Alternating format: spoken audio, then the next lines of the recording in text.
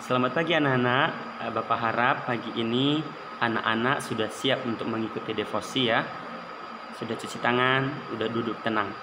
Oke, kita memulai devosi kita. Mari kita berdoa. Selamat pagi Bapak, mengucap syukur untuk kasih setiamu, untuk penyertaan-Mu.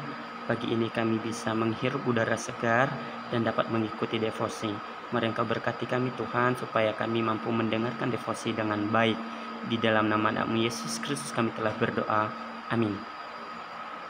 Oke anak-anak, pagi ini devosi kita Bapak ambil dari Yohanes pasal 15 ayat 12. Kita baca bersama-sama ya. Dalam hitungan ketiga.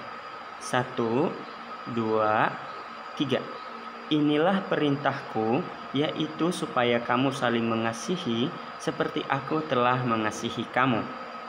Oke. Nah, nats yang kita baca tadi barusan itu merupakan satu perintah Allah kepada kita untuk saling mengasihi gitu ya.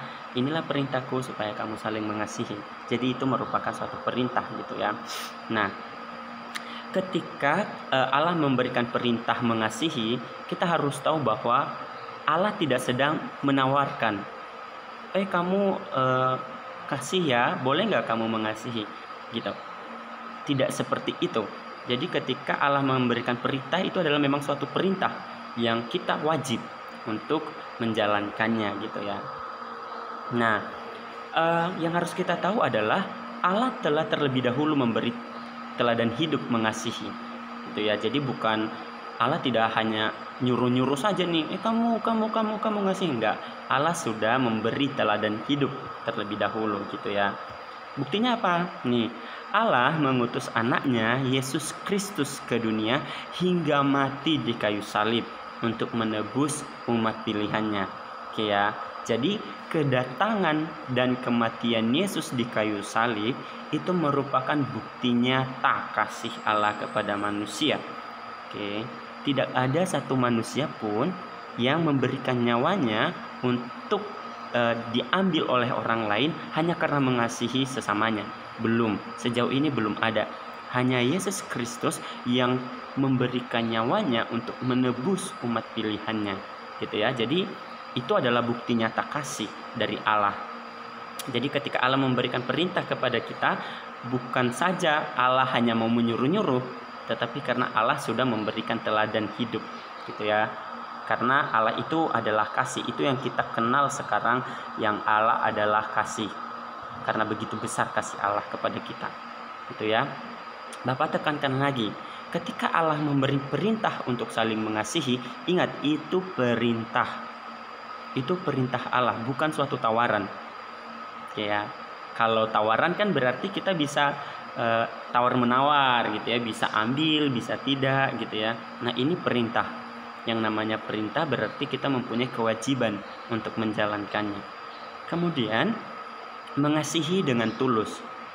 Kalau kita lihat kisahnya di mana Yesus itu yang adalah Allah terus harus mati di kayu salib, itu merupakan bukti nyata yang tulus, bukti nyata kasih yang tulus. Karena Allah benar-benar mengasihi kita sampai mengorbankan anaknya yang tunggal, gitu ya. Jadi ketika sekarang Allah memberikan perintah kepada kita untuk saling mengasihi, kita harus punya pemahaman yang sama. Saya mengasihi orang karena Allah telah terlebih dahulu mengasihi saya. Jadi ketika saya mengasihi orang tersebut, itu karena saya tahu nih Allah sudah benar-benar mengasihi saya. Jadi saya harus merespon kasih Allah itu dengan mengasihi sesama. Sebagai ucapan syukur saya, Allah telah menolong saya, Allah telah mengasihi saya, maka saya memberikan respon kepada orang lain. Ini loh bukti nyata kasih yang sudah Allah berikan juga kepada saya. Jadi berbagi, saling mengasihi, gitu ya. Kemudian yang terakhir, fokus kasih itu adalah Allah itu sendiri. Jadi ketika kita mengasihi sesama, bukan karena saya, gitu, bukan karena aku.